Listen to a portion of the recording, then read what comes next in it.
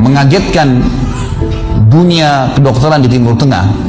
Seorang pengusaha, Masya Allah, punya keluarga yang sangat besar. Dia berpoligami, punya istri yang 4, kemudian anaknya banyak, harta kerbanya banyak. Perusahaan yang dia tanggung itu lebih dari 20 perusahaan di bawah naungan dia. Orang kaya raya, mampu. Subhanallah, satu waktu di umur 63 tahun dia datang periksa ke dokter. Dia rasa nggak enak, sesak nafas. Waktu difoto di ronsen, tiba-tiba dokter yang foto itu kaget.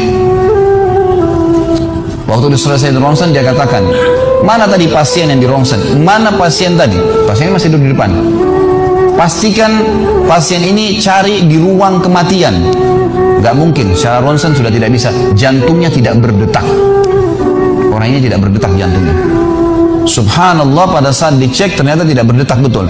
Ditanya, mana? Dokter ini tidak percaya. Dia teriak, dia mengatakan ada orang mati baru di ronsen tapi bernafas. Gitu kan. Dia panggil telepon teman-teman spesialisnya, kemudian ditelepon datang. Kemudian dikasihlah gambar tersebut kepada temannya mengatakan, mana jenazah ini? Kata temannya, yang dokter yang foto pertama, ini bukan jenazah, ini orang yang lagi duduk. Kaget dokter yang kedua, jantungnya tidak berdetak secara medis, nggak mungkin bisa hidup. Gimana ceritanya nih?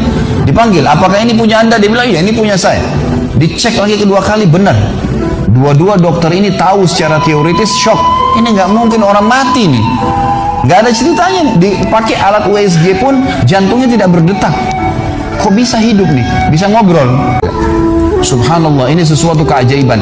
Lalu kemudian ditanggapi oleh seorang syekh yang memang teman dekatnya orang ini, mengatakan, yang saya tahu, ini semua disampaikan dalam khutbah Jumat. Lalu dia mengatakan, yang saya tahu, orang ini tidak pernah ketinggalan puasa Senin Kamis, tidak pernah ketinggalan puasa Ayyamul Bid. Semua puasa sunnah dan wajib dijalankan, dan tidak pernah buka puasa sendiri, pasti buka puasain orang lain. Tidak ada kegiatan sosial, buat gali sumur, bangun masjid, bagi kitab Al-Quran, tidak pernah kecuali dia ada di situ. Walaupun andilnya tidak besar, tapi selalu ada.